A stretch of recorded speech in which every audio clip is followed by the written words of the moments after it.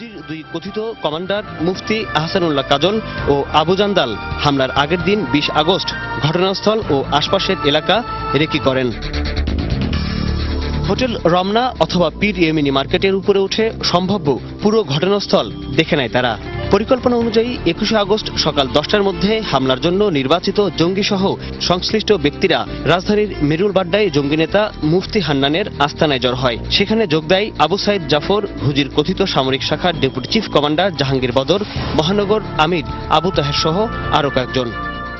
২১ তারিখে আমি আমাদের যে অফিস ছিলাম, আমাদের দারুল আরকাম অফিসে ছিলাম, সকাল ভোরবেলায় ৯টার দিকে উপস্থিত হয়। ওখানে আমাদের যারা কর্মী ছিল ৭ জন এবং আমাদের আমির সাহেব, জিহাদ ইসলাম, ইমান আব্দুল সালাম সাহেব, শেখ ফরিদ সাহেব, তারপরে মুফতি শফিক রহমান সাহেব, মুফতি আব্দুল হাই সাহেব এবং অন্যান্য যারা সবাই ওখানে উপস্থিত ছিল।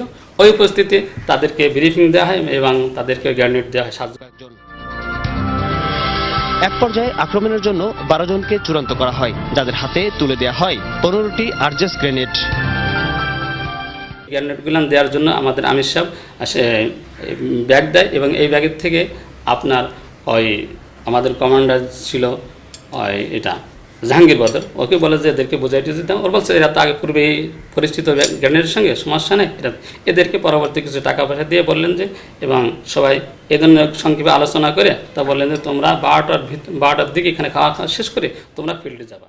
২১ আগস্ট আসরের নামাজের আগে গোলাপ শাহ মাজার সংলগ্ন পার্কের এই মসজিদে জড়ো হন তারা।